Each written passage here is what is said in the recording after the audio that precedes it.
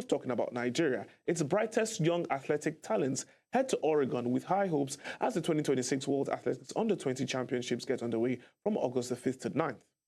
Fresh from impressive performances at the Glasgow Commonwealth Games, sprint sensation Miracle Ezechukwu and shot put silver medalist Jessica Oji lead a talented Team Nigeria squad aiming to challenge the world's best.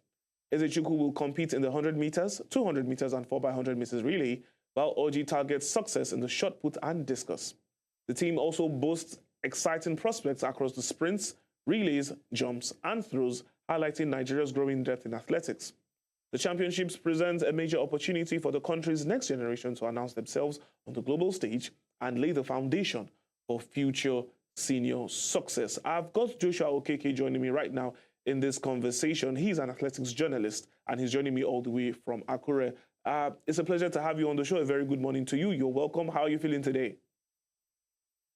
I'm good. It's a pleasure to be on this show. Thank you so much for having me. All right, then. Let's discuss athletics right now. Miracle Ezechukwu and Jessica Oji arrive in Oregon with confidence from the Commonwealth Games. How much can that experience influence their performances against the world's best junior athletes? And does it give Nigeria a genuine medal chance? All right. So for Miracle, given based on what they've set for everyone, Miracle actually would be running in the 200 meters. Obviously, I was gunning out for the 100 meters to break. Is it Tima God bless? Yes, to break Tima God bless 11.09 seconds. Correct. Given the fact that Miracle is a 11.21, but the rule is that you only have 2 entry per event. So they had to go for which one stood a better chance for her. I'm seeing her actually in the finals of the 200 meters, which she's set for. Okay. But for her to medal, she might be able to medal. But for Jessica, sure, she got a silver medal at the Commonwealth, so we should look for gold this time around. Okay, then. That's fantastic. Joshua, you're being very positive right there, and that's what Nigerians were to hear going into this competition. Now, Nigeria has assembled a balanced squad across the sprints, relays, jumps, and throws. Looking at the depth of this team, which event or athlete do you believe has the greatest potential to surprise Nigerians and the world on the stage, and why? The athlete that will surprise anyone at this point right now would be Miracle. She's a bundle of talent. To be sincere, she's a bundle of talent. She's very dogged and she has that willingness to fight and to do great things. Jessica won't come as a surprise for many. So I would have said Jessica will surprise. We'll actually be shocked if Jessica does not get either a gold or silver. But for me, Miracle will be the one that would surprise us for the 200 by getting a medal in the 200. And that would be like a global, she's globally known already. So, but that would be like an icing to the cake of whatever talent she is for us, based on the fact that we already have Favour Philly. Well, I can't say she will break Favour Philly's 200 meter record. That was, all of these were run, national records were run at this same competition. I mean, the under 20, which was held in Cali, that's Colombia. So I'm not saying she would, but I'm sure she will actually lower her personal best and stuff like that. Other people to look out for is Rosemary and Lucy. Okay. They would actually, on a good day, they will lower their personal best. So those are the ones I'm looking for. For the boys, I'm sorry, not too strong about them. Okay, then. I really do appreciate your honesty right there, Joshua. But the World Under-20 Championships are often seen as a stepping stone to senior success. Beyond winning medals, what should Nigeria's key objectives be in Oregon? And how important is this competition in building the country's next generation of Olympic and World Championship contenders? All right, so beyond the medals, what we should be looking for right now is gelling the next generation, building that bond, putting them in global stages. As much as we don't have the right facilities right here, like totally, that can make things work here for most of them in Nigeria, we are likely to export most of these most of these athletes. And exporting them means they have to perform on big stages. But most importantly, I think gradually the NSC should be looking into funding these athletes. They've started well with the IJA initiative, that's the Junior Athlete Initiative. So I feel like they just need to start doing well. They started on a good foot with the Commonwealth, the financial initiative and benefit that they've provided. So for this one, I just see this is just to build experience for them, give them more confidence. Though they didn't have enough entries for this, but having 10 girls, 5 boys for this competition is fair and good, and they are getting the necessary exposure. So let's just keep building exposure for these kids, and in no time, they will do us proud. All right, then. Fantastic right there from Joshua. Thank you so much for your insights today. And hopefully, when we have you on subsequent editions, we will be speaking about the success of Team Nigeria at this World Under-20 World Championships. Joshua, once again, thank you so much for your time on the show. Do enjoy the rest of your day. Thank you so much. I'm grateful. All right, then. Now, moving over to the world of basketball. Nigeria's Junior D Tigers and Junior D Tigers begin their 2026 FIBA Under-18 AfroBasket campaigns today in Abidjan, Côte d'Ivoire, with both sides facing stern North African opposition. The Junior D Tigers opened Group A against six-time champions Egypt at 6 p.m. Nigerian time, renewing the rivalry between the tournament's joint most successful nations. Now, Nigeria qualified with a flawless 4-0 record at the Zone 3 qualifiers and are chasing a first continental title since 2006. Meanwhile, the Junior D Tigers, runners-up at the last edition, take on Tunisia in Group C at 6:30 p.m. as they begin their quest for a maiden Under-18 women's AfroBasket crown at the Palais de Sport de Trégueville in Abidjan. Now, joining me in this conversation is basketball journalist Kenny Bamidele. Kenny, a very good afternoon to you. It's always a pleasure to have you on in the game. How are you doing today? Yeah, good afternoon to you. Thank you so much for having me. I'm doing very well. All right, then. Now, the Junior D Tigers are tied with Egypt on 6 Under-18 AfroBasket titles, but Nigeria's last triumph came in 2006. What has prevented Nigeria from translating its talent into continental success over the past 2 decades? So for D Tigers, for the Junior Tigers of Nigeria, one thing I can assure you is that we have a very talented roster for this year's Junior AfroBasket Championship. That is the first thing to look at because we saw how they performed during the qualifiers for the, I think it was the WAFU-B qualifiers, their own version for basketball, where we had the likes of Victor Sunday had a very good, time playing for Nigeria at that time, and I think we need them to actually step up this time around. So in terms of translating their dominance, I think it is not the fault of the players. I think you have to look at the grassroots program we actually have in Nigeria. It's not that strong. But this game against Egypt would actually show us what we've actually been working on. Have the guys gotten enough training? They've been in camp for some time now, no doubt. But again, their performance today will really show us that, yes, these guys are really ready to dominate African basketball, especially looking at the age grade competition. The last time they didn't do so well, it was the women's team who did well, and where they also qualified for the under-19 FIBA World Cup, where I think we got quarterfinals that time. So today's game will be tricky. We have a whole lot of work to do in order to get to the top of African basketball in terms of the under-18s. But again, it starts from somewhere. Yeah. All right, then, let's talk about the boys. They qualified with a perfect 4-0 record in the Zone 3 qualifiers, but Egypt presents a significant step up in quality. What tactical or mental adjustments will be crucial if Nigeria is to start with a win today?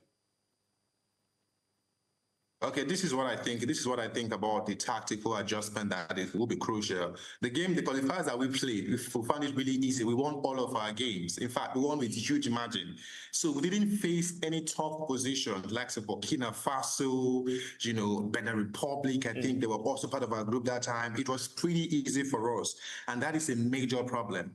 Because heading to this game, if the guys have that mindset, we'll probably get beaten by this Egyptian side, And when it comes to technicality, we know how the North Africans can be so good in terms of their technical, gift. So I think we shouldn't get complacent. That is very important.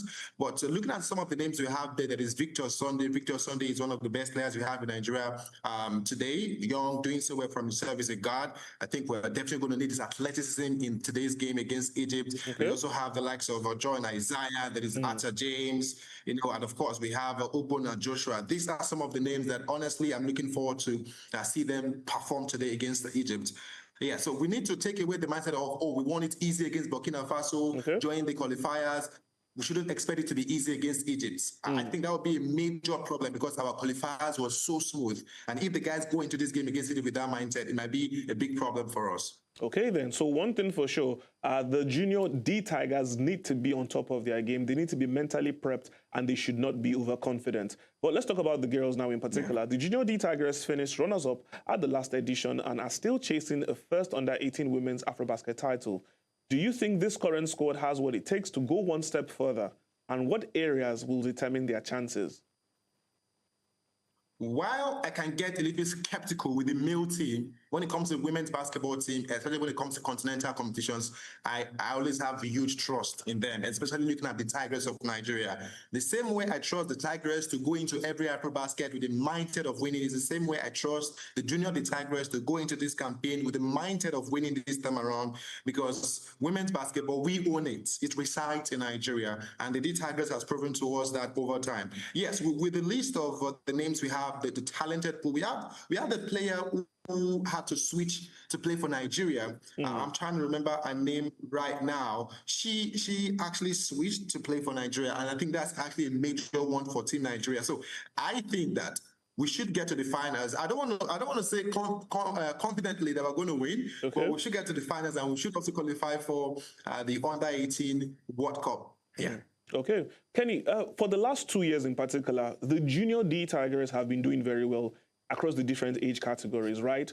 But when you take a look at the current D Tigers team, you can't see a transition from the junior team to the main team. I do understand that the quality of basketball is different, but talking about Nigerian basketball in particular, what do we need to do in order to ensure a smooth transition process from the junior cadre teams to the first team? Because it looks right now that there is a clear disconnect.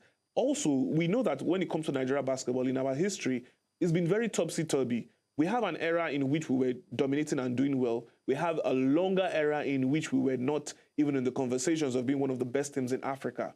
So at what point is this going to stop? And what does the Nigeria Basketball Federation and maybe the government, what do they need to do in order for us to have a proper pipeline in our junior cadre teams going up to the senior teams, talking about the D Tigers and the D Tigers?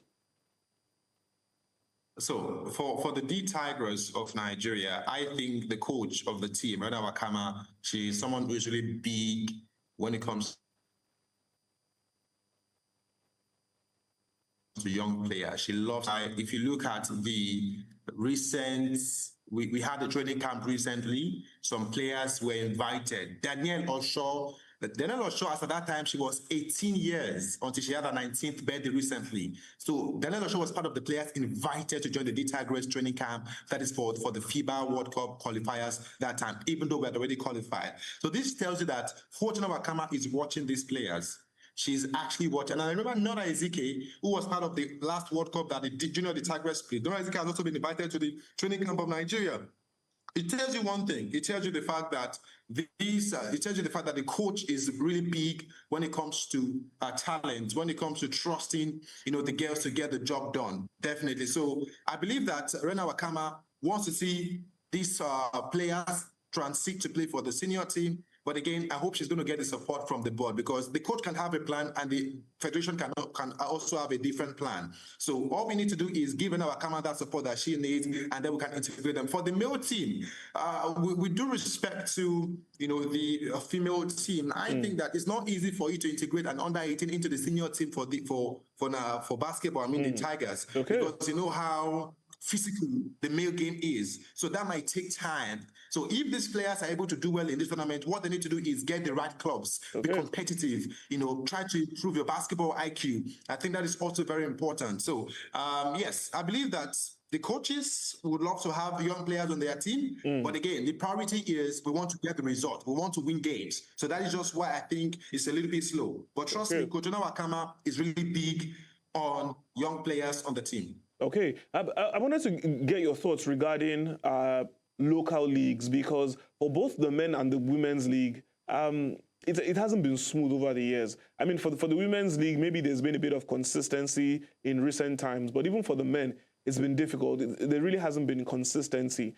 I want to assume that having active and vibrant leagues for both the men and the women, I want to assume that that would also contribute to a proper, should I say, process of having young players transition into the senior team.